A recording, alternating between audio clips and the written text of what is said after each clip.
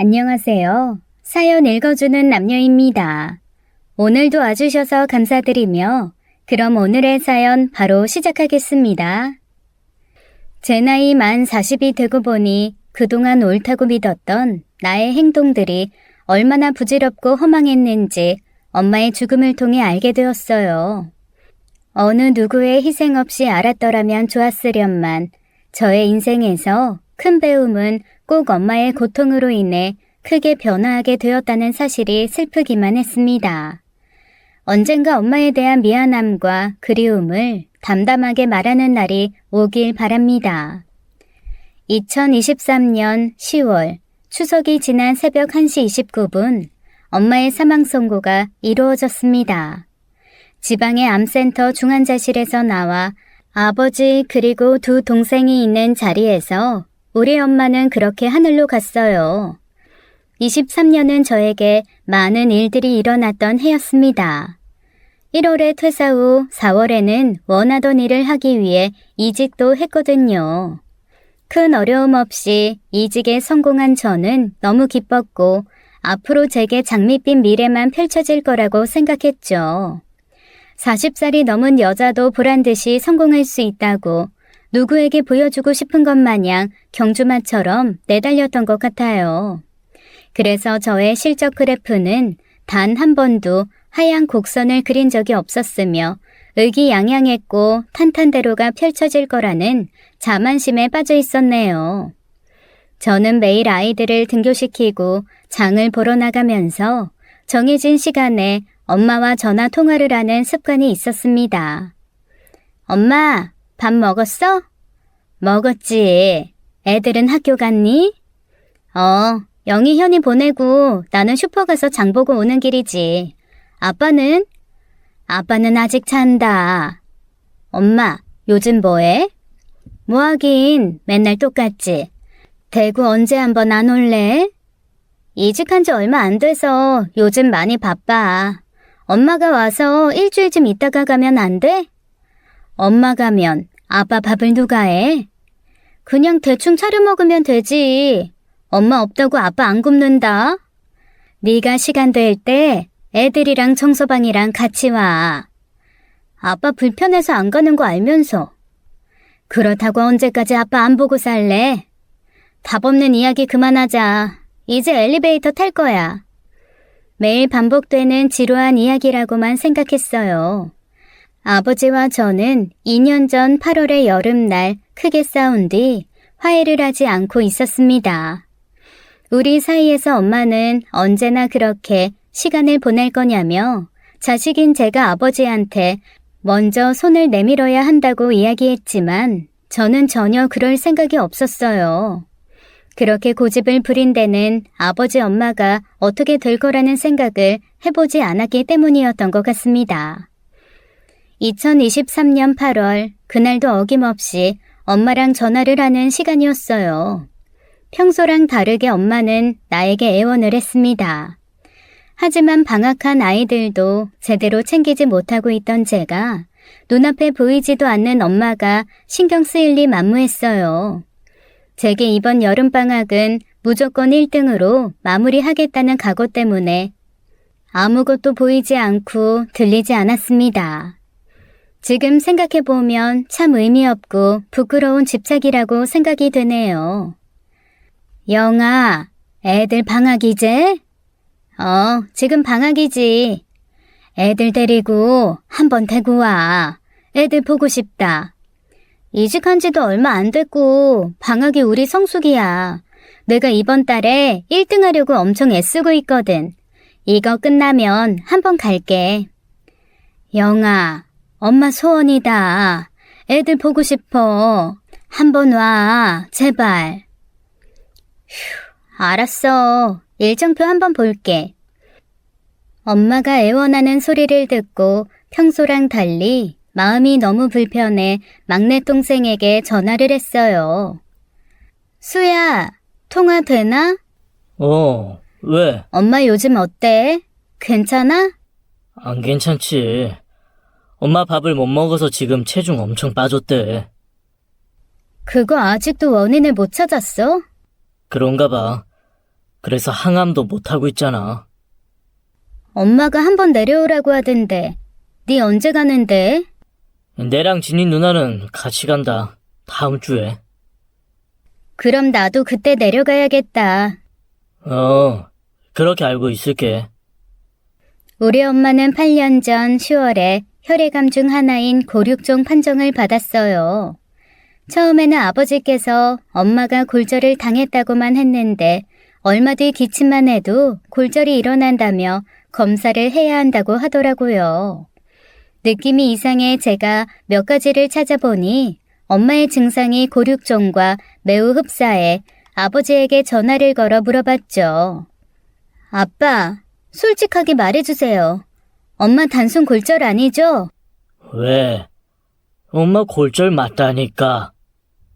아빠가 말씀하시는 걸로 내가 몇 가지 찾아봤더니 엄마 암인 것 같던데. 아버지는 생각지 못한 저의 추궁에 잠시 말을 잇지 못했습니다. 그 침묵이 이미 저는 대답을 했다고 생각했고 저는 목소리가 떨리며 울음이 터져버렸죠. 엄마는 알고 있어요? 아직 몰라. 나는 이 결과 아직 안 믿는다. 서울 가서 다시 검사 받을 거야. 이 자식아, 네가 울면 어떡해? 대구가 안 되면 서울로 가서 검사 받을 거고, 서울이 안 되면 미국 가서 엄마를 아빠가 고쳐올 거야. 그러니까 너 절대 엄마 앞에서 눈물 보이지 마. 엄마가 얼마나 겁나겠냐. 그렇게 말하는 아버지가 제일 겁먹은 것 같은 목소리였어요. 저는 아버지를 위해서 울음을 삼켜야 했습니다. 네, 그렇게 알고 있을게요. 서울대 병원에 고륙종을 전문으로 보시는 선생님이 계시다고 하여 수단과 방법을 가리지 않고 가장 빠르게 예약을 잡았어요. 저는 엄마 때문에 암병동에 처음 가보게 되었는데 생각보다 젊은 사람들이 많다는 사실에 적잖이 놀랐습니다. 선생님을 만나 직접 엄마의 병에 대한 이야기를 듣기까지는 절대 믿지 않았지만 좋지 않은 예감은 항상 정확한가 봐요. 제가 예상했던 그 병이 맞더라고요. 암 환자의 보호자들은 교육을 받아야 한대요. 엄마는 우리가 교육받는 모습도 그대로 지켜보았어요. 엄마의 기분은 어땠을까요? 자신이 암에 걸렸다는 사실이 믿어지기나 할까요? 오히려 제가 더 전전긍긍하며 엄마의 기분을 살폈지만 엄마는 제 염려와는 달리 평소와 다름없이 생활했던 것 같았어요. 하지만 아무 말 없는 그 침묵이 저를 더 괴롭게 만들었습니다. 서울에서 검사를 하고 치료 계획을 세우는 동안 엄마는 우리 집에서 머물기로 하고 남편과 이 문제에 대해 이야기를 나누었어요.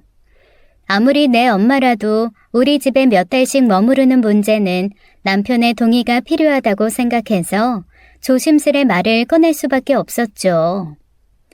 여보, 엄마 서울에서 결과 나오는 동안은 잠시 좀 있어야 할 것 같아. 그런 걸 왜 상의를 해? 장모님이 편찮으신데 그게 상의할 주제야? 대구 내려가신다고 하지 말고 서울대 병원에서 치료 받으시도록 해. 여보, 고마워. 그게 왜 고마운 일이야? 당연한 일이지. 장모님 괜찮으실 거니까 당신이 이제부터 크게 마음먹어. 당신이 흔들리면 장모님이 더 힘들어. 정말 너무 고마워서 남편 서재방 앞에 서서 큰 잘못을 저지르고 고백하는 어린아이 마냥 엉엉 울 수밖에 없었어요. 그때 저의 뱃속에는 4개월쯤 접어든 둘째도 자라고 있었습니다. 우리 집의 방은 3개, 하나는 안방, 하나는 서재방, 하나는 옷방으로 사용하고 있었는데 엄마를 어디서 지내시게 할까 고민하던 중 남편이 저에게 이렇게 말해주더군요. 아픈 장모님이 문간 서재방 이용하시는 것도 내가 불편하고 내가 문간방 사용해도 장모님이 불편하실 것 같아. 그냥 우리는 안방이 제일 크니까 온 가족이 안방에서 같이 지내자. 그래도 그건 좀 너무 불편할 것 같은데. 하루 이틀도 아니고 서로 눈치 보고 그러면 편하게 못 있어. 아니면 이사를 가자. 남편의 의견을 엄마에게 전달하면서 엄마가 불편하면 따로 써도 된다고 했지만 엄마도 그러겠다고 동의를 했어요. 그래서 우리는 무려 3달을 네 식구가 같이 지내게 되었답니다. 우리 부부, 엄마, 큰아이 이렇게요. 그때 장모와 사위는 생리현상도 트게 되었죠. 나중에는 엄마가 혼자 있는 아버지가 신경 쓰이고 엄마 집으로 돌아가 편하게 있고 싶다고 극구 원하셔서 다시 친정집으로 내려가 대구 지역의 암병원을 다니게 되었답니다. 하지만 이때도 남편은 장모가 서울의 다른 병원을 다니는 건 안 된다며 우리 집에서 병원까지 가는 게 힘들다면 우리가 서울대 병원 앞으로 이사를 하면 된다고 했어요. 이때 남편 말이 나에게는 얼마나 의지가 되고 고마웠는지 모르겠습니다. 엄마, 요즘 한 집 걸러 전부 암 환자 있는 것 같더라. 우리 집만 있는 게 아니야. 그리고 우리 꼭 이겨낼 수 있을 거야. 지금부터 엄마는 누굴 위해서 살지 말고 무조건 엄마 자신만을 위해서 살아. 하고 싶은 거 다 하고 엄마가 먹고 싶은 걸로 먹어. 다른 식구들, 자식들 우선으로 살지 마. 엄마는 이제 이기적으로 행복한 10년을 사는 거야. 그때부터 엄마는 요가도 하고 노래 교실도 다니고 매일매일 아버지가 끊어준 사우나도 다니면서 그렇게 활력을 찾아가는 것 같았어요. 우리는 엄마가 남들과 달리 통계에서 말하는 10년보다 더 살게 될 거라고 생각했죠. 우리 엄마는 다를 거라고요.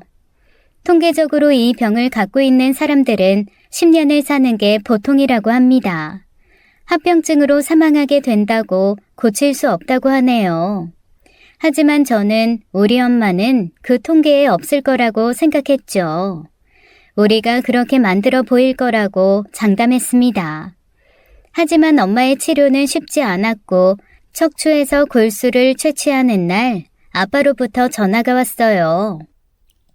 영아, 내 평생에 엄마 때문에 처음 울었다. 왜요? 엄마가 척추에 큰 주사바늘 꽂는데 너무 무서워서 벌벌 떠는 걸 보고 마음이 찢어졌다. 한평생을 늙은 엄마, 이렇게 불쌍하기만 하겠노. 산전수전을 다 겪은 어른이라도 아픈 건 아픈 거고 무서운 건 무서운 것인가 봅니다. 아버지가 그렇게 이야기를 하니 저도 꽉 깨문 이 사이로 울음 섞인 목소리가 나올 것 같아 한동안 말을 하지 못했어요. 아빠, 내가 지금 큰애 데리러 가야 돼서 지금 나가야 돼요. 나중에 또 전화할게요. 아빠도 식사 꼭 챙겨 드세요. 급하게 전화를 끊어버리고 바닥에 주저앉아 큰 소리로 엉엉 울어버렸어요. 엄마의 겁먹은 얼굴이 상상되면서 안쓰럽고 불쌍해서 어떻게 할 수 없었기 때문이에요. 얼마나 아팠을까요, 우리 엄마. 면역계 암이기 때문에 수술이 아닌 시술을 한다고 했고 엄마는 쇄골에 구멍을 내고 시술을 받기로 했어요. 엄마 혼자 목욕도 할 수 없어 아버지가 엄마를 씻겨야 한다고 합니다. 그 당시 우리 엄마 나이 55살, 남편에게 병들고 쇠약해진 알몸을 보여야 한다는 건 여자로서 어떤 의미를 갖게 될까요? 엄마는 방사선 치료를 하기 위해 입원을 했고 머리를 삭발해야만 했습니다. 부작용인 탈모가 시작되면 너무 보기가 흉해서 미리 삭발을 하는 게 낫다고 하더라고요. 영아, 급하다 급해. 웬만하면 호들갑이라고는 없는 아버지에게 전화가 왔습니다. 왜요? 엄마한테 무슨 일 있어요? 빨리 엄마 모자 몇 개 사서 택배 보내라. 엄마 모자? 어떤 모자 말이에요? 오늘 엄마 삭발했어. 엄마가 그거 보고 충격받았나 봐. 제일 화려하고 예쁜 걸로 몇 개 사서 보내라. 네, 보내고 전화 드릴게요. 무균실에 있는 암 환자들이 이날 모두 같이 머리를 삭발했다고 했던 것 같아요. 서로의 모습을 보고 충격을 받고 다들 같이 앉아 속상해 했었다고 합니다. 이런 마음의 고통을 엄마 혼자 겪게 해서 미안했어요. 그때부터 엄마의 기분이 아버지의 태도와 행동이 되었고, 한평생 호들갑이라고는 없던 아버지는 엄마의 기분이 나빠질까봐 동분서주할 수밖에 없었습니다. 항암과 방사선을 반복하길 몇 번, 그럴 때마다 엄마는 많이 힘들어했고, 먹지 못했고, 오심으로 괴로워했죠. 그 모습을 옆에서 그대로 지켜봐야 하는 아버지 또한 많이 속상해했지만, 그런 힘든 나날들은 서울에 있는 자식들이 나눌 수 없었습니다. 나와 2살 터울의 여동생은 출산이 얼마 남지 않았거든요. 방사선, 항암, 자가이식, 지칠 만큼 치료가 계속되었고, 엄마는 어느 순간 스스로 혼자 병원을 다니게 될 정도로 일상으로 굳어졌어요. 그래서 우리도 엄마를 방심하게 되었는지도 모르겠네요. 엄마는 힘들다고 말하지 않았을 뿐인데 우리 3남매는 아무도 물어볼 생각조차 하지 못했어요. 이제 와서 나의 그런 무심함을 후회합니다. 내 자식은 한 끼를 굶어도 왜 못 먹을까, 왜 배가 아플까 수십 번도 더 물어보고 먹을 수 있는 걸 챙기려고 그렇게 애쓰면서 엄마는 나보다 어른이라는 이유로 그렇게 물어볼 생각조차 하지 않았어요. 엄마, 오늘 좀 뭐 먹었어? 아니, 입맛이 없네. 입맛 없다고 안 먹으면 어떡해. 뭐든 먹어야 기운 차리고 그래야 치료받지. 고기 좀 먹어. 먹을 수가 없어. 소화가 안 돼. 엄마는 이렇게 계속 나에게 먹을 수 없다고 신호를 보내왔지만 나는 왜 먹을 수 없냐며 엄마가 애냐고 타박까지 하며 제대로 먹으라고 말로만 이야기했네요. 나중에 집에 가보니 엄마는 정말 먹을 수 없어 환자식 단백질 음료로 버티고 있었다는 사실을 알게 되었어요. 아버지 말로는 쌀밥은 한 숟가락 남짓 겨우 삼킬 수 있었대요. 엄마의 마지막 1년은 잘 먹지 못해 체력이 받쳐주지 못했고 암치료 또한 진행할 수 없어서 허망하게 가버렸는데 저는 정말 아무것도 하지 않았네요. 이렇게 7년의 시간이 흐르면서 차츰 엄마의 병에 대해서 우리는 무뎌져 갔습니다. 가끔 대구 부모님 댁에 가면 아버지 친구분들이 블루베리가 항암에 좋다고 해서 냉동고가 터져 나갈 만큼 보내주셨고 아버지는 엄마가 혼자서 무기력해질까 걱정해서 사시사철 엄마랑 나들이 가기 바빴어요. 봄에는 봄나물 뜯으러 산으로 들러 나가고 여름엔 캠핑도 가고 낚시도 다니셨죠. 가을에는 단풍 구경을 하러 등산을 갔고 겨울에는 아버지가 총기 면허를 따서 꿩이며 멧돼지를 잡으러 누비는 날이 계속되었습니다. 이런 즐거운 일상이 엄마에게 적어도 70살까지는 허락될 거라고 생각했어요. 우리 엄마는 절대 10년이 아니라 15년, 20년은 거뜬히 버텨낼 거라고요. 인터넷을 보니 자가이식의 효과는 5년이라고 합니다. 자가이식 5년 후 병원에서 이식에 대한 언급을 하지 않았는데 지금 생각해보면 병원에서는 말을 했었어도 부모님이 우리에게 전달하지 않았을 수도 있다는 생각이 듭니다. 7년차가 되면서 이상 신호가 오기 시작했어요. 다시 골절이 시작되고 엄마가 치료가 힘들어 누워있는 날들이 더 많았던 것 같아요. 전국적인 감염병 사태 이후 엄마의 기침은 나을 기미가 보이지 않고 계속되었습니다. 저는 그냥 나이 든 사람이 감염병에 걸려서 오래 가는구나. 감염병 때문에 폐에도 좀 문제가 왔나 보다 생각했지만 엄마를 내가 모시고 가볼 생각을 못했던 건 든든한 아버지가 나보다 더 잘하고 있다고 믿어서였거든요. 해가 바뀌고 8년째가 되었습니다. 동생들이 엄마가 많이 힘들대, 많이 아프대라고 전해주었지만 전 특별히 어떤 행동도 하지 않았어요. 지금 생각해보면 저의 행동을 더 이해하기 어려운 것 같습니다. 그래서 우리 엄마의 세상과 빠른 이별이 제 탓인 것만 같아요. 제 2 아이들이 밥 한 끼를 못 먹으면 하루 종일 마음이 불편해 먹고 싶다는 걸 반드시 알아내서 해주고 먹이고 병원을 데리고 가면서 엄마에게는 그렇게 살뜰히 마음을 쓰지 못했어요. 엄마가 전화로 저와 아이들이 보고 싶다고 내려오면 안 되겠냐고 수차례 이야기했지만 아버지와의 갈등이 해결되지 않아 저는 친정으로 발걸음을 잃지 하고 있지 않았습니다. 평생 동안 엄마는 저에게 애원이라는 걸 해본 적이 없는 사람이에요. 학교에서 엄마가 좋아하는 것에 대해서 작성하는 시간이 있었는데 전 뭘 쓰려고 했는지 잘 기억이 나지 않더라고요. 그래서 하루는 저녁을 먹고 TV를 보다가 엄마에게 물었어요. 엄마는 어떤 음식 좋아해? 그냥 뭐 다 좋지. 다 좋은 게 어딨어. 엄마가 좋은 게 좋은 거지. 글쎄, 엄마는 다 맛있는데 찌짐도 맛있고. 맨날 먹는 찌짐, 그게 뭐가 맛있노? 엄마는 집에서 해먹으면 제일 맛있더라. 나는 밖에서 떡볶이 사 먹는 게 더 맛있거든. 떡볶이 많이 사무라. 항상 엄마가 좋아하는 건 뒷전. 주말에도 아버지가 점심엔 간단하게 국수나 끓이자. 하면 엄마는 우리에게 심부름을 시켰어요. 영아, 슈퍼 가서 소면이랑 오이 하나 사온나. 아, 귀찮은데. 진이 좀 시켜. 나만 시키지 말고. 네 궁뎅이가 제일 크다. 움직여야 빠지지. 그거 움직인다고 안 빠지거든? 살 빠지는 거 생각하면 밥을 많이 주지 마. 아침 안 먹고 가도 되는데 엄마 아빠가 자꾸 아침부터 밥 먹어라, 고기 먹어라 하잖아. 우리가 먹고 싶은 게 곧 엄마의 그날 식단이었던 것 같아요. 오늘은 치킨, 내일은 삼겹살, 모레는 제육볶음.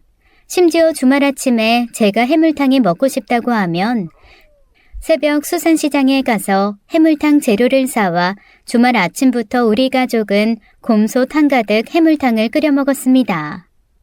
그게 우리는 다른 집들도 그렇게 하는 당연한 일인 줄만 알았거든요. 세상 모든 엄마들이 아침부터 삼겹살을 굽고 새벽에 수산시장을 나갔다 오는 줄만 알았어요. 3남매가 있는 우리 집은 하루에 몇 번이고 먹고 싶은 메뉴들이 많았고 제 기억에는 못 먹는다라는 말을 들어본 기억이 없는 것 같아요. 그래서 엄마는 엄마가 먹고 싶은 메뉴를 말할 틈이 없었을지도 모르겠습니다. 엄마가 이렇게 하고 싶고 먹고 싶다는 게 없어서 우리는 그걸 너무 당연하게 생각하고 있었던 것 같아요. 엄마가 도저히 먹을 수 없어 못 먹는다고 했을 때도 우리는 그게 별로 아무렇지 않았던 이유는 뭘 먹고 싶다는 걸 들어본 적이 없어서였나 봐요. 정말 바보 같죠? 우리 엄마도 먹고 싶은 게 많았을 텐데요. 위화수증이라는 증상으로 위가 내려앉아 장기를 눌러 소화를 시킬 수 없어 먹을 수 없었다고 하던데 조기 발견하고 치료했더라면 늙은 아버지에게만 이 문제를 맡겨두지 않았더라면 제가 내 새끼 보듯 그렇게 병원을 뒤져 반드시 알아냈더라면 엄마는 좀 더 제 옆에 살고 있었을까요? 통계에서 말하는 10년이라는 시간이 우리 엄마에게도 허락되었을까요? 아이들과 함께 입원한 엄마를 그해 처음으로 봅니다. 엄마가 제 기억 속 엄마가 아니었어요. 엄마는 뼈 위에 마르고 건조한 가죽을 씌워놓은 것 같았고 온몸의 피부색은 빛바랜 쥐색처럼 보였습니다. 심지어 눈동자 또한 탁하게 변했으며 온몸의 기운이 빠져 있었어요. 엄마는 어느새 지팡이에 의지하지 않으면 걸을 수 없을 정도로 약해져 있었어요. 많이 미안했습니다. 저는 그 당시 저 자신의 행복과 고통이 최우선이었어요. 누가 저를 돌봐줄 필요 없이 스스로 가장 꼿꼿하게 서 있어야 한다고만 생각했죠. 각자 도생, 인생은 각자 사는 것, 스스로 일어나지 못하면 그건 이미 의미 없는 인생이라 치부하며 그 가치를 바닥에 떨어뜨렸던 것 같습니다. 그 행복은 저 혼자만 있어서는 절대 이루어질 수 없다는 걸 어리석게도 그때는 알지 못했어요. 엄마, 미안해. 화 좀 내지. 애들 보고 일하느라 바빴잖아. 엄마 이렇게 될 때까지 모르고 진짜 미안해. 병원 밥은 너무 맛이 없다며 엄마는 새콤한 게 먹고 싶다고 했어요. 그래서 유부초밥과 엄마가 좋아하는 호박죽을 포장해 주었더니 엄마는 모처럼 맛있게 먹었다고 했습니다. 알고 보니 엄마가 먹고 싶었던 건 너무나 사소한 것들이더라고요. 그동안 엄마가 입맛이 없어 못 먹겠다고 했었는데 우리 삼남매가 모두 모이니 엄마가 밥을 먹네요. 유부초밥도 절반을 넘게 먹는 걸 보고 저는 또 미안한 마음에 눈물이 흘렀습니다. 엄마의 식욕을 올려주는 건 자식들이었나 봅니다. 혼자 먹는 병원밥이 제일 힘들었던 것 같아요. 자식에 대한 그리움과 보고 싶은 마음이 엄마를 더 병들게 했던 거겠죠. 엄마랑 헤어지는 마지막 날 밖으로 나갈 수 없어 우리는 병원 식당에서 밥을 먹었습니다. 엄마는 막국수가 먹고 싶다고 했고 돈가스며 짜장면이며 종류별로 먹고 싶은 대로 다 시켰어요. 뭐든 엄마가 먹고 싶은 게 생기지 않을까 했거든요. 엄마는 본인 막국수를 천천히 한 그릇을 다 비우고 아들이 덜어주는 탕수육도 몇 점 먹는 걸 보고 우리는 다행이다 안심했어요. 엄마의 병은 사실 그냥 별거 아니었을 거라고 그냥 우리 얼굴이 보고 싶었던 것 같다고 그렇게 생각했죠. 저와 엄마는 잠시 병원 광장에 앉아 이야기를 나누었습니다. 엄마, 내가 의사쌤한테 여쭤봤는데 위하수증이라고 해서 위가 내려앉았대. 그래서 장기를 눌러서 소화가 어려워서 엄마가 못 먹었다고 하더라고. 그래서 위 올려놓고 하면 다시 식사할 수 있고 그럼 항암하면 되나 봐. 원인 찾아서 잘 됐다. 그래, 이제라도 알아서 다행이다. 몇 달 동안 그걸 몰라서 고생했는데. 엄마, 나 서울 올라가서 바쁜 거 이번 달에 끝나면 엄마랑 설악산 단풍 구경이랑 온천 갈 테니까 엄마는 그동안 먹고 싶은 거, 가고 싶은 거, 하고 싶은 거 다 생각해놔. 나 그거 하려고 돈 열심히 버는 거니까 이번에 엄마 하고 싶은 거 내가 다 해줄게. 말만이라도 고맙다. 나는 네가 아빠랑 풀고 동생들이랑 잘 지내면 좋겠어. 저는 엄마에게 잘해주고 싶어서 이야기를 꺼낸 건데 엄마는 다시 아빠와 동생들에게 잘하라고만 하니 순간 또 화가 났습니다. 엄마, 왜 나한테만 그래? 왜 나만 항상 잘못한 거야? 다른 사람들한테는 나한테 사과하라고 한번 엄마가 이야기해봤어? 영아, 속 좁게 굴지 말자. 난 그 말이 제일 싫어. 난 뭐든지 오케이 해야 되고 말 안 되는 소리에도 다 받아줘야 돼? 그렇게 사는 게 맞아? 엄마는 엄마 인생 안 억울해? 나는 엄마처럼은 안 살아. 그렇게는 살기 싫어. 엄마가 그렇게 살았다고 해서 나한테 강요하지 마. 나는 그렇게 못 사는 인간이야. 저는 너무 억울했어요.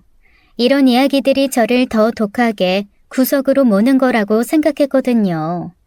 서울을 다녀오고 열흘 뒤에는 아버지 생신이 있었고 일주일 뒤는 엄마 생일이 있어요. 그래서 우리 삼남매는 부모님 생신을 보내기 위해 미리 만나기로 약속이 되어 있었습니다. 그런데 엄마로부터 전화가 왔어요. 영아, 우리 다음 주에 만나기로 한 거 이번엔 안 될 것 같아. 왜? 컨디션이 좀 안 좋아서 그냥 쉬고 싶다. 그럼 나 그 다음 주에 부산 가서 열흘 정도 없는데? 그럼 다녀와서 보지 뭐. 그래도 괜찮겠어? 그게 낫겠어. 추석 지나고 와. 엄마는 끝내 엄마의 진심을 말하지 못했죠. 하지만 사실은 그게 마지막이 될 거라는 사실을 엄마 아버지는 알고 있었던 것 같습니다. 나중에 큰이모가 나에게 말해주었어요. 영아, 엄마가 이번에 마지막으로 입원하기 전에 나랑 통화했었는데 애들 안 와도 되겠냐고 물었더니 엄마가 넌 2주 전에 왔다 가고 진이는 그 전주에 왔다 갔다고. 그러니까 추석 지나고 만나도 될 것 같다고 하더라. 근데 영아, 엄마가 알고 있었던 것 같아. 엄마가 마지막으로 입원 후에 병원 복도에서 이모의 말을 듣고 나는 무릎에 얼굴을 파묻고 꺽꺽거리며 울 수밖에 없었습니다. 저는 엄마가 이렇게 될 거라고는 생각지 못하고 부산에 가서는 엄마에게 계속 카카오톡으로 사진을 보내주면서 즐겁다고 자랑을 하고 있었거든요. 근데 그때 이미 엄마는 사진을 볼 수 없었을 거예요. 눈이 떠지지 않고 흐려지는 의식을 간신히 붙잡고 있던 때였습니다. 틈틈이 엄마랑 전화를 했고 목소리에 기운이 없긴 했지만 그래도 큰일이 날 거라고는 생각하지 못했어요. 아침 식사를 하고 둘째랑 놀고 있는데 아버지로부터 문자가 왔습니다.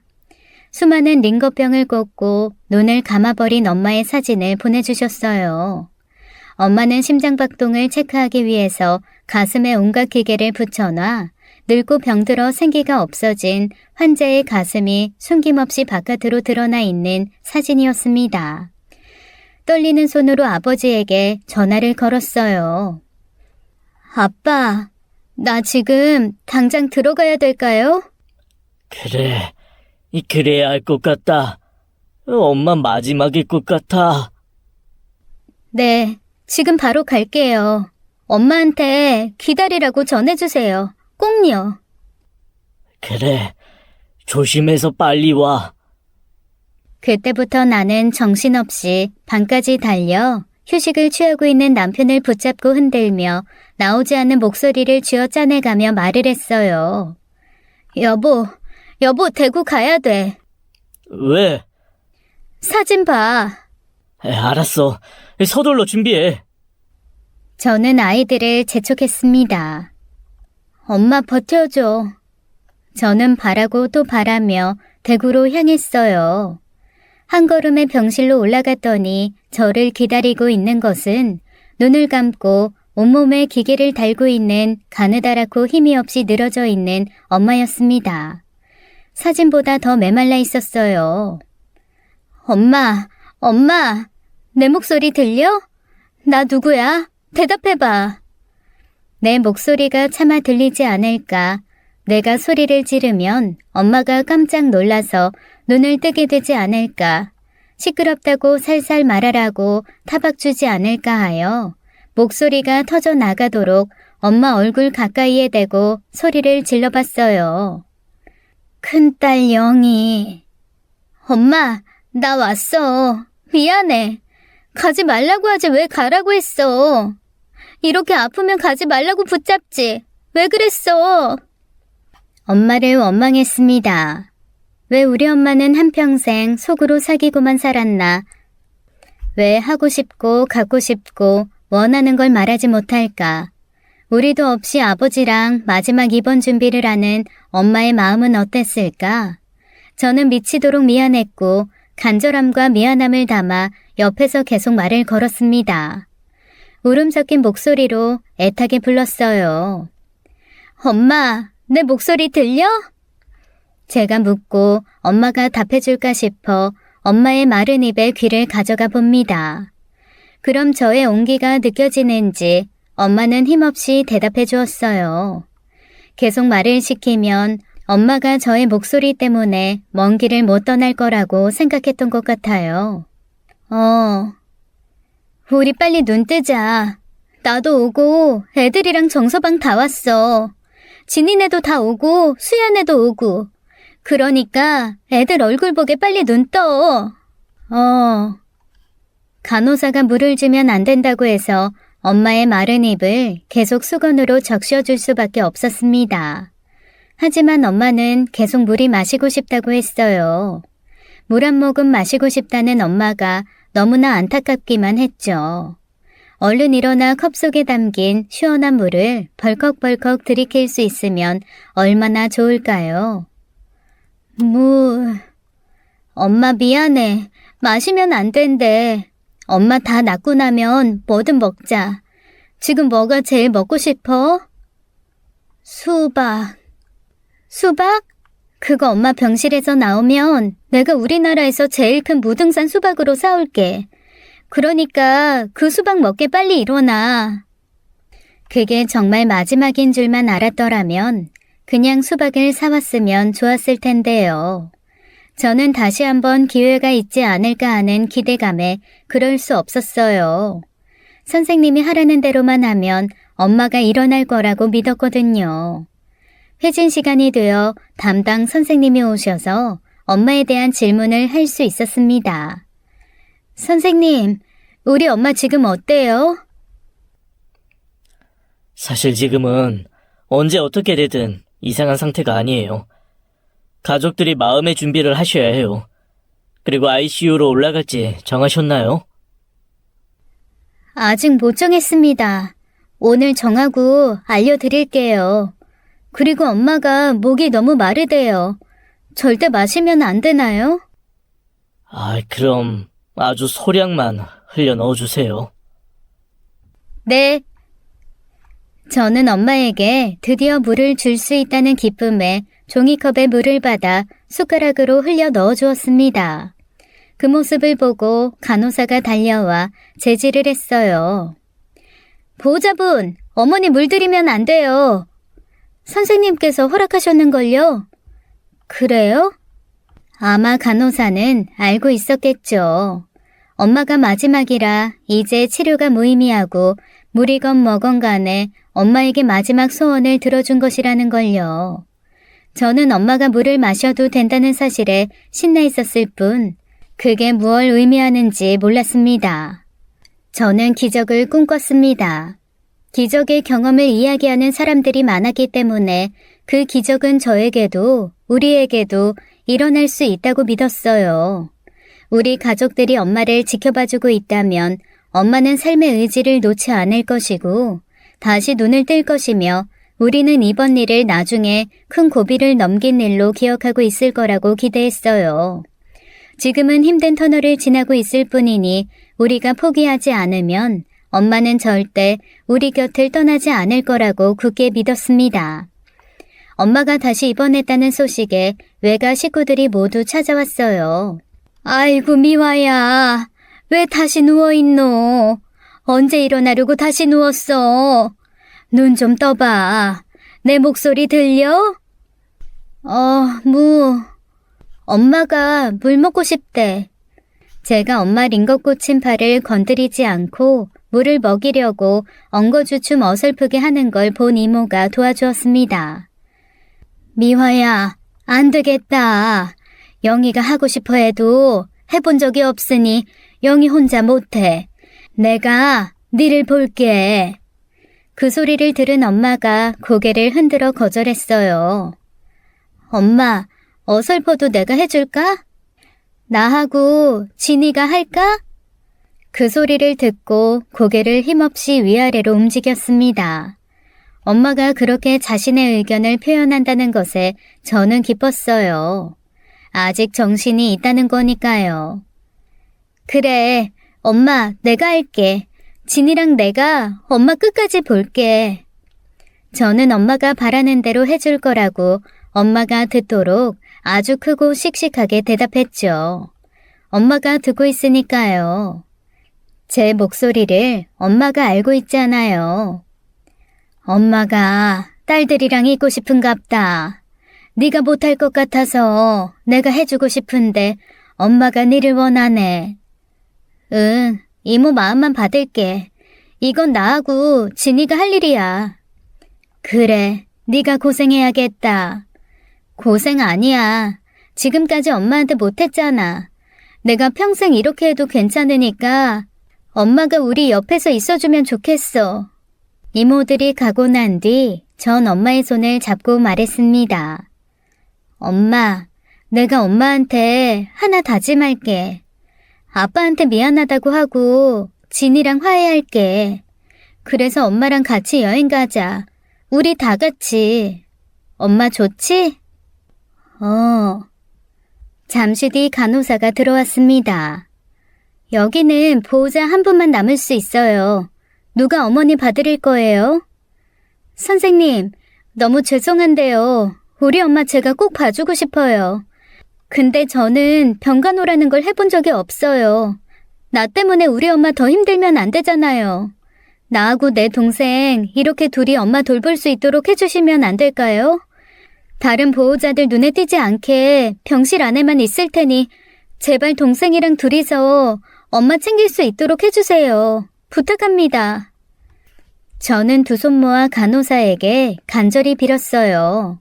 엄마에게 남은 시간이 얼마인지 모르겠지만 두 딸과 함께 있고 싶어하는 소원을 너무 들어주고 싶었거든요. 그게 제가 해야 할 일이라고 생각했습니다. 다른 환자들은 지금 보호자가 한 명밖에 없어요. 그래서 간병인을 써요. 나는 싫어요. 우리 엄마 남한테 맡기기 싫어요. 엄마 아픈 동안 한 번도 우리는 남의 손에 엄마 맡긴 적 없어요. 엄마 갈 때까지 우리가 엄마 옆에 있고 싶어요. 흐르는 콧물을 닦지도 못하고 떼쓰는 아이들 마냥 발을 동동 구르며 부탁을 했습니다.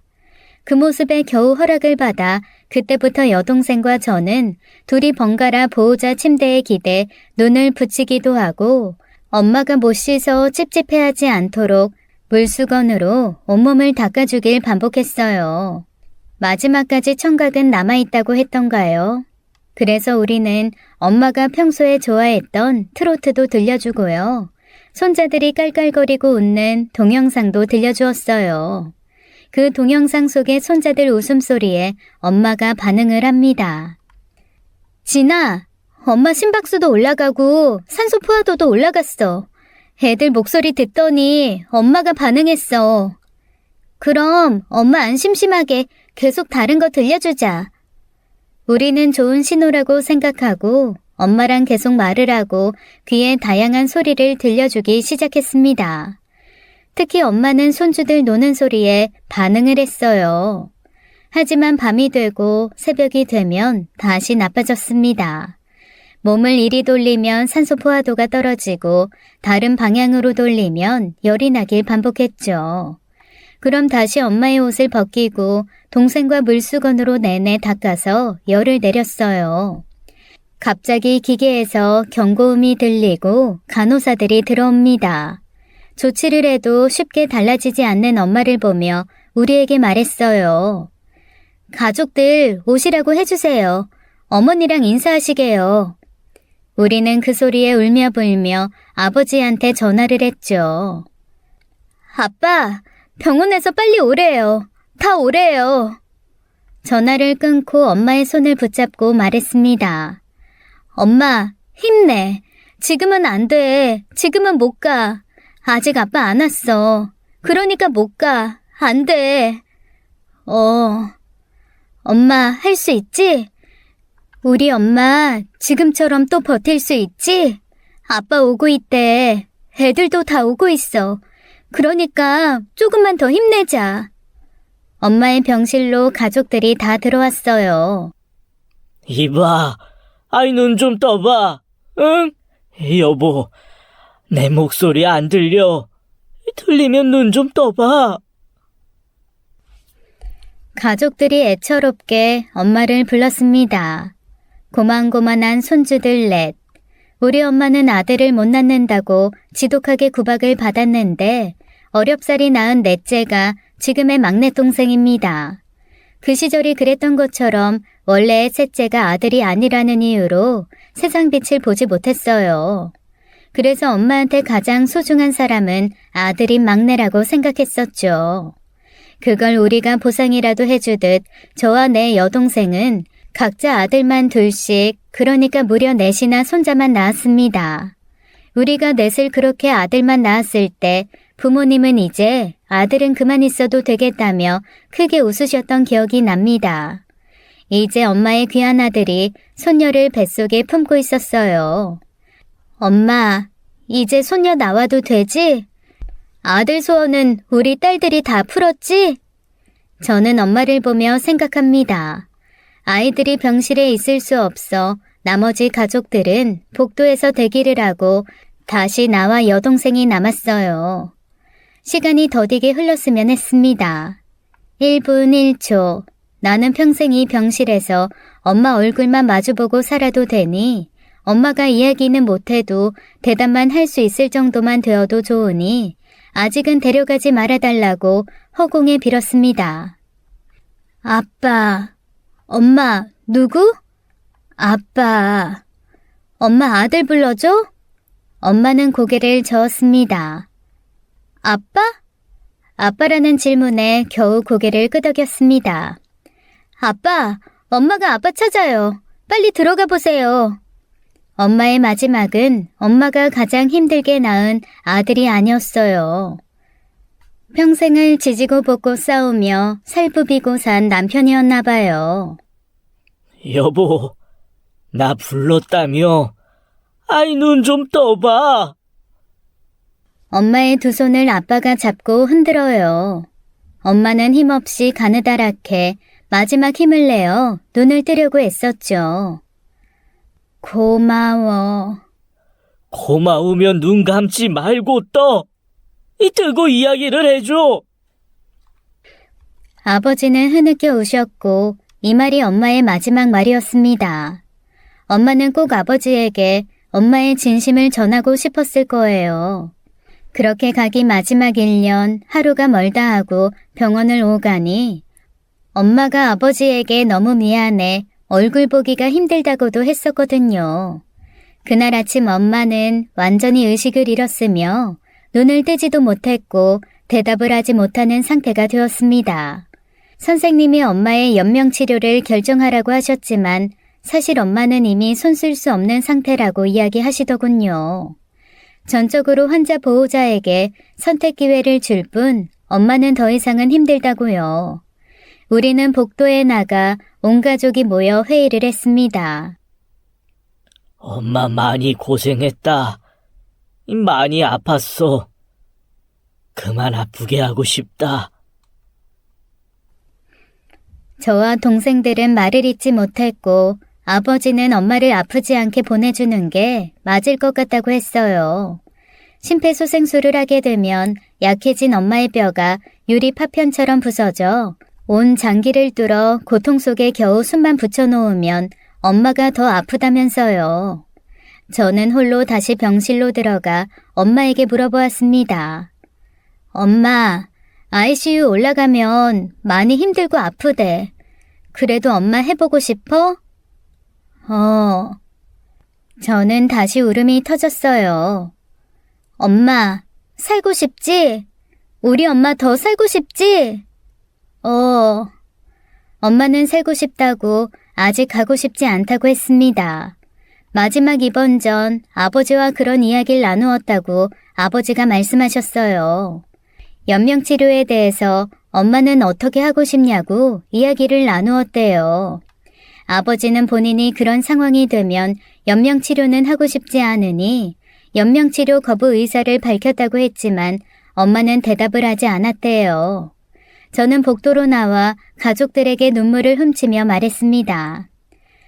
내가 엄마한테 물어봤는데 엄마 살고 싶대. 아파도 해보고 싶대. 그 소리에 온 가족이 오열을 했고 동생들이 저를 따로 불렀습니다. 엄마 연명치료 결정하면 그걸 하겠다고 한 사람이 이제 엄마의 나머지를 책임져야 해. 아버지 혼자 할 수 없어. 그 말도 현실이죠. 우리는 이미 모두 가정이 있었고 엄마가 있는 병원에서 4시간 이상 거리에 살고 있었거든요. 엄마를 돌보려면 서울로 모시고 가거나 아니면 엄마가 있는 이곳으로 내려와야만 했습니다. 감정적으로 접근할 문제는 아니었어요.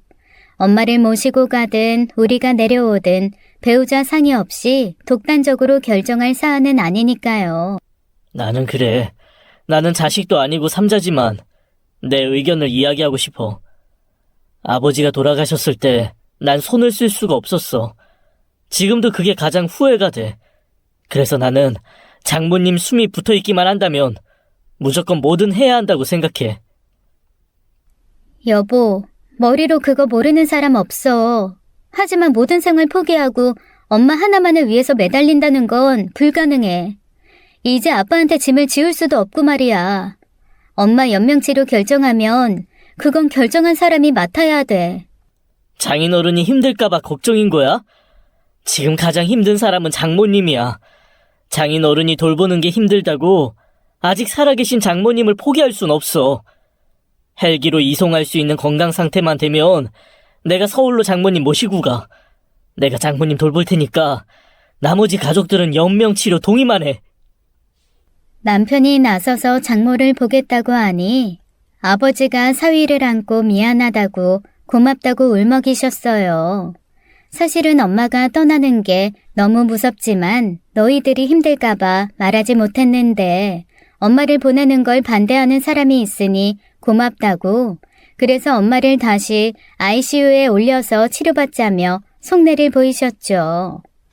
우리는 겨우 가족들끼리 합의를 했고 선생님께 전달을 했지만 선생님은 고개를 저으셨어요. 너무 늦었습니다.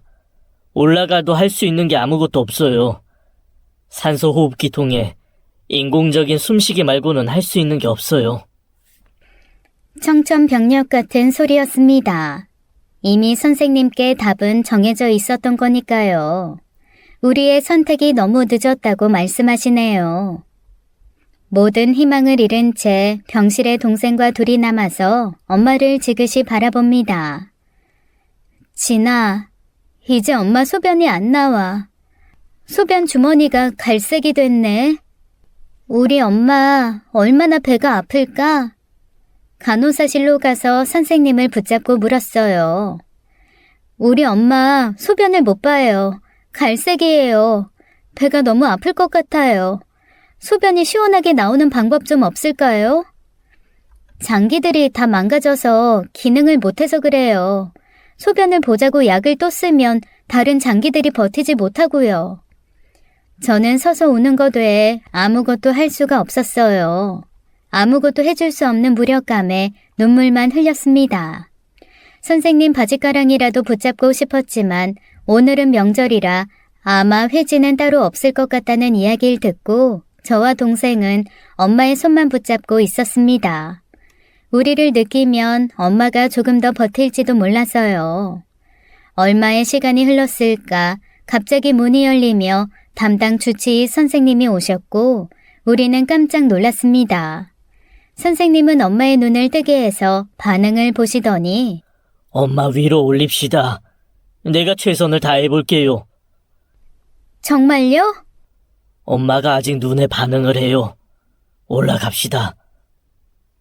엄마가 소변도 못 봐서 배가 아플 것 같다고 두 자매가 병실에서 우는 모습을 보고 간호사가 선생님께 전화를 걸었다고 하셨던 것 같아요. 선생님이 오셔서 방법이 있을지 봐주시면 좋을 것 같다고 연락드렸다고 말이에요.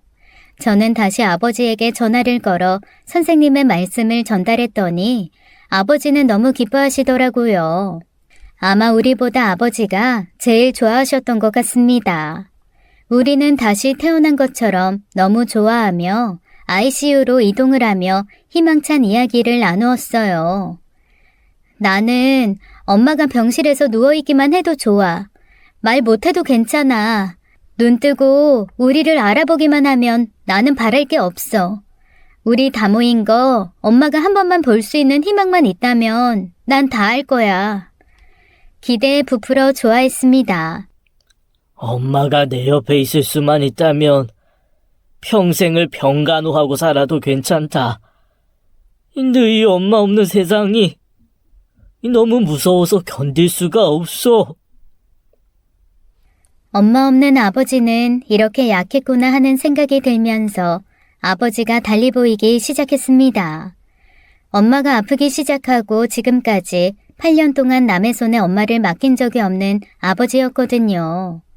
저는 아버지가 항상 그렇게 굳건할 줄만 알았는데 아버지도 어쩔 수 없는 나약한 인간이었나 봅니다. 엄마를 낮에 병원에 데리고 가기 위해 아버지는 일도 야간으로 바꾸었고 마치고 집에 오면 다시 엄마를 데리고 병원으로 가기를 반복하며 그렇게 8년을 살아오셨어요. 이제 엄마 들어갔으니 우리도 밥 먹고 오자. 난 싫은데. 엄마 옆에 있고 싶은데. 여보, 여기 들어가면 못 봐. 정해진 시간만 면회가 돼. 당신이 있는다고 해서 달라지는 게 없어. 저는 떨어지지 않는 발걸음으로 식당으로 갔습니다. 가자마자 공깃밥 하나를 받아 대충 양념에 밥을 비벼 김치를 올려 입안이 터져 나가도록 우겨 넣었어요. 언니야, 밥 좀 천천히 먹어. 체하겠다. 엄마가 내가 자리에 없을 때 그렇게 됐잖아. 자리 비우면 안 될 것 같아. 빨리 먹고 갈래. 5분 만에 급하게 먹고 자리에서 일어서는데 병원으로부터 전화가 왔습니다. 보호자에게 연락이 닿지 않아 병원에서 임의로 심폐소생술을 진행했다고 했어요. 한 번 더 심정지가 오면 되돌릴 수 없어요. 오늘이 고비예요. 밥 따위가 뭐라고. 밥 먹자고 자리를 비운 나의 머리를 쥐어박으며 엄마의 병실 밖에 차가운 은박 돗자리 한 장을 폈습니다. 나는 이제 엄마 마지막까지 여기서 움직이지 않아요. 밥 먹으라고 하지 마세요. 내가 자리 비우면 안 될 것 같아요. 엄마의 마지막 순간에 아무도 없으면 안 되잖아요. 엄마가 마지막을 버티고 있다는 소식을 들은 사람들이 찾아와 우리는 아무도 없는 복도에서 정막을 이겨내고 있었습니다. 뭔가 소식이 들려오길 간절히 바랬죠. 날이 어두워졌지만 엄마로부터 아무 연락이 없어 걱정이 된 저는 안부가 궁금해 병실벨을 눌렀습니다. 어머니께서는 약하게 계속 투석을 하고 있어요. 투석기를 끄지 않습니다. 그럼 우리 엄마 얼굴 한번 봐도 돼요? 우리 엄마 혼자 있어서 무서울 것 같아요. 내가 손만 잡아주고 올게요. 마음 단단히 먹으세요. 어머니가 많이 바뀌어져 있을 거예요. 전 그 말이 무슨 의미인지 몰랐어요. 엄마가 나아지라고 들어간 병실인데 바뀐다는 게 무슨 소리일까요? 집중치료실에 있을 때보다 더 나아졌을 거라는 기대로 엄마를 만나러 들어갔는데 간호사가 걷은 커튼 뒤에 엄마는 사람이 아닌 약품 처리된 시체처럼 보여 저는 뒷걸음질 칠 수밖에 없었습니다. 우리 엄마 왜 이런 모습이에요? 약 때문에 그래요. 간이 제 기능을 못하는 상태에서 약이 들어가니 황달이 온 거예요. 그래도 온기는 있지 않을까 기대하며 잡은 손은 이미 식어버렸습니다. 저의 고집으로 엄마를 더 힘들게 만든 것 같아 미안할 뿐이었어요. 이제는 정말 마지막인가 봅니다. 선생님, 엄마 보내주고 싶습니다. 우리 엄마 더 아프면 안 될 것 같아요. 괜찮으시겠어요? 우리 엄마도 최선을 다한 것 같아요. 더 두면 우리 엄마 고통만 더할 것 같아요. 전달하겠습니다. 병실에서 엄마를 보고 나온 저를 둘러싸고 모든 사람이 엄마의 소식을 궁금해했어요. 엄마, 보내달라고 했어. 사람들이 웅성이며 저를 탓하는 말을 하기 시작합니다. 봐라, 내가 고생한다고 울리지 말라고 하지 않더냐. 왜 엄마를 더 고생시켰냐. 다 욕심이다. 저는 화살바지가 되어 날아오는 화살들을 온몸으로 받아내는 중이었어요. 엄마가 살고 싶다고 했어. 우리 엄마가 본인이 살고 싶다고 했다고. 누구든 엄마 본인 목숨 가지고 이러쿵 저러쿵 하지 마. 우리 엄마가 선택한 거야. 나는 엄마가 하고 싶은 만큼 해주는 게 맞다고 생각해. 저의 선택을 잘못했다고 하는 사람들에게 목이 터져나가라 소리를 질렀습니다. 엄마와 저는 당연히 해야 할 일을 했던 거라고 말이죠. 누구의 인생도 아닌 엄마가 본인 스스로 결정한 거예요. 자정이 지나 10월 2일 새벽 1시 19분, 저와 엄마는 이렇게 이별을 하기로 합니다. 63세, 짧으면 짧은 인생 중 8년을 암투병으로 보냈어요. 슬픔에 잠길 시간 따위는 우리에게 허락되지 않더라고요. 엄마를 덮어 영안실로 이동하는 그 길을 아버지와 두 동생들과 함께 걸어갑니다. 아빠, 고마워요. 나 혼자 이 길을 걷지 않도록 두 동생을 낳아줘서요. 그 순간 제가 혼자가 아니라는 사실에 얼마나 안도를 했는지 모르겠습니다. 아버지와 단둘이 이 길을 걸으며 엄마를 보냈더라면 슬픔에 매몰되어 저도 엄마를 따라가고 싶었을 것 같거든요. 남은 장례 절차에 대해 설명을 들었지만 귀에 잘 들어오지 않았을 뿐 아니라 속이 울렁거리고 토할 것만 같아 눕고만 싶었습니다. 평소에 좋지 않았던 오른쪽 눈이 다시 터질 듯 아파오는 것 같았어요. 저의 눈물은 아파서 그런 거예요. 엄마를 이렇게 보낸 죄책감이 아니라 정말 아파서 온 거예요. 너무 아파서요. 못난 자식이 제일 많이 운다더니 제가 딱 그렇네요. 아빠, 엄마 꽃 좋아하잖아요. 엄마 빈소에 꽃을 가장 많이 깔아주고 싶어요. 저의 말에 우리는 가장 큰 빈소를 대여했고 엄마 영정사진 주변이 예쁜 꽃으로 흘러넘치길 바랬습니다. 우리 엄마는 참 꽃 좋아하는 아름다울 미 꽃화 미화씨니까요. 집으로 돌아가 엄마의 영정사진으로 쓸 사진을 고르는데 저는 엄마를 보낼 준비를 한 적이 없어 영정사진 따위는 미리 찍어놓질 않았죠. 우리 엄마 이제 63살인걸요. 영정사진을 준비하기에는 너무 이른 나이잖아요. 마땅히 어떤 걸 골라야 할지 몰라 한참을 그렇게 앉아있으니 아버지가 사진을 줍니다. 오래 찍었다. 올해 아버지께서 어디 스튜디오 체험단에 당첨이 되어 엄마랑 단둘이 사진을 찍었는데 사진만 주고 원본은 안 주는 개자식들이라고 욕을 했다면서 그래도 이렇게 예쁘게 찍어줘 다행이라고 합니다. 언제 기회가 되면 소주 한 잔 사주고 싶다고 하면서요.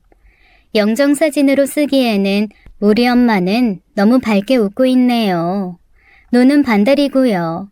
입꼬리는 자연스럽게 귀까지 올라갔어요. 아버지랑 둘이 찍은 사진인데 정말 행복해 보였습니다. 아무도 우리 엄마가 아파서 세상 떠난 줄 모를 것 같은 사진입니다. 빈소의 상주와 조문객은 목이 터져라 슬퍼하는데 정작 엄마는 행복한 소풍을 떠나는 얼굴로 환하게 반겨줍니다. 사진 속의 엄마는 이렇게 말하는 듯 했어요. 괜찮아요. 이제는 고통을 벗어난 것 같아 행복하다고 하는 것 같았어요. 아이고 미화야, 왜 네가 먼저 가? 왜 그리 웃고 있어? 자식 새끼를 다 두고 발길이 떨어지드나? 안 된다 안 돼. 너무 이르다. 아이고. 큰이모는 빈소에 주저앉아 목 놓아 동생의 먼 길을 배웅했고 자신보다 먼저 간 동생을 둔 외삼촌은 며칠 동안 잠을 이루지 못하셨는지 초췌한 얼굴로 말이 없으셨어요. 3일간 엄마의 앞을 지키며 향이 꺼질세라 자식들과 사위 며느리들이 번갈아가며 당번을 서는 동안 남편은 한 번도 바닥에 눕지 않고 석상이 든 것 마냥 의자에 앉아 고개만 숙일 뿐이었습니다. 여보, 이렇게 있지 말고 좀 누워. 됐어. 당신 속이 말이 아닐 텐데 당신은 쉬어. 여보, 미안해. 뭐가? 내가 장모님한테 무심해서. 갑자기 무슨 소리야? 장모님 부재중 전화가 있는 거 알면서도 장인 어른한테 전화했으니 됐다고 생각했었어. 전화 드릴걸. 됐어. 당신은 할 만큼 했어. 나도 못했잖아. 우리 엄마는 가족들의 의견에 따라 화장을 해 아빠가 원하는 땅으로 갔습니다. 그곳은 우리가 어린 시절 할아버지 댁에 가면 땅콩도 캐고 감자도 캐고 그렇게 뛰어놀던 과수나무들이 심겨있던 자리였어요. 해가 잘 드는 양지에 앞쪽으로는 논이 넓게 펼쳐져 있고 주변에는 온갖 과수나무들이 심겨있어 노란 나비, 흰 나비가 수없이 날아다니는 걸 볼 수 있는 곳입니다. 진아, 우리 엄마 사과 참 좋아하는데 사과꽃도 보고 사과 물을 익을 때 사과 향기가 넘치겠다. 그러게, 거기는 해 지는 것도 잘 보이는데 엄마가 석양 실컷 보겠네. 우리는 하염없이 그 자리에 서서 엄마의 비석을 손으로 쓰다듬어 봅니다. 마치 우리 엄마의 앙상한 몸을 어루만지듯이 살살 만져보았어요. 그리고 이제부터 혼자 남게 될 엄마가 외로울까 쉽게 자리를 떼지 못했죠. 엄마를 보내고 친정집으로 되돌아왔지만 우리 중 아무도 서울집으로 돌아가는 사람은 없었습니다. 남은 아버지가 걱정이 되었기 때문이에요. 냉장고를 열었더니 한평생 깔끔하게 산 아버지도 별 수 없이 병든 안에 수발만 한 티가 납니다. 벌써 혼자 사는 호라비 같아요. 썩은 음식들을 죄다 꺼내버리고 닫고 새로 넣어놓고를 반복해 엄마가 없어도 혼자서도 식사를 하실 수 있도록 정리를 해봅니다. 그렇게 우리는 일주일 동안 동굴 속에 지내듯이 서로가 서로를 끌어안고 어두운 집 속에서 나오질 못했어요. 이렇게 조용히 잠들어 엄마 옆에 있었으면 좋겠다고 눈을 감았습니다. 다 같이 이렇게 있으면 아무도 슬프지 않을 테니까요. 저의 마음과는 별개로 다시 살아내야만 했고 일상을 되찾아야 했습니다.